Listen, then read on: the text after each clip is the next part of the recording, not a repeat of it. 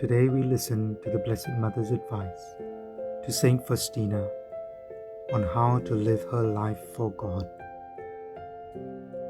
Within her instructions, we receive both a greater understanding on improving our interior life, and we see a glimpse of how the Blessed Mother lived here on earth. We read in paragraph 620 and 1711. Mary is my instructress, who is ever teaching me how to live for God. My spirit brightens up in your gentleness and your humility, O Mary.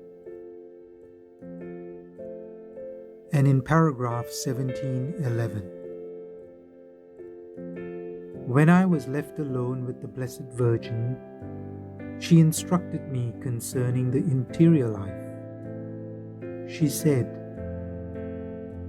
"The soul's true greatness is in loving God and in humbling oneself in His presence, completely forgetting oneself and believing oneself to be nothing, because the Lord is great. But He is well pleased only with the humble. He always opposes the proud."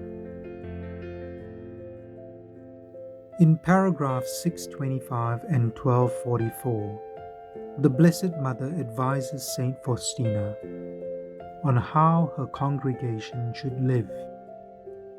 We read, "In the evening, when I was praying, the Mother of God told me, 'Your lives must be like mine, quiet and hidden, in unceasing union with God, pleading for humanity and preparing the world for the second coming of God.'" And in 1244, "During meditation, God's presence pervaded me keenly, and I was aware of the Virgin Mary's joy at the moment of her Assumption. Towards the end of the ceremony, carried out in honor of the Mother of God, I saw the Virgin Mary, and she said to me, 'Oh, how very pleased I am with the homage of your love.' And at that moment, she covered all the sisters of our congregation with her mantle.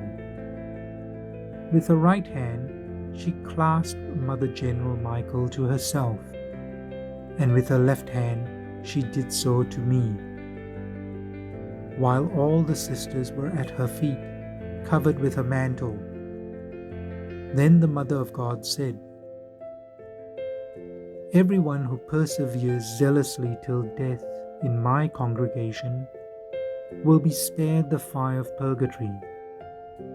And I desire that each one distinguish herself by the following virtues: humility and meekness, chastity and love of God and neighbor, compassion and mercy.'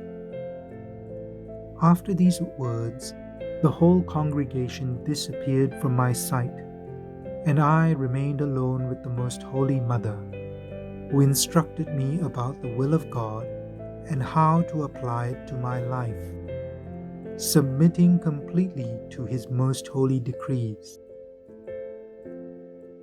It is impossible for one to please God without obeying His holy will. My daughter, I strongly recommend that you faithfully fulfill all God's wishes, for that is most pleasing in His holy eyes. I very much desire that you distinguish yourself in this faithfulness in accomplishing God's will. Put the will of God before all sacrifices and holocausts." While the Heavenly Mother was talking to me, a deep understanding of this will of God was entering my soul. And in paragraph 786, we read how the Blessed Mother dealt with suffering.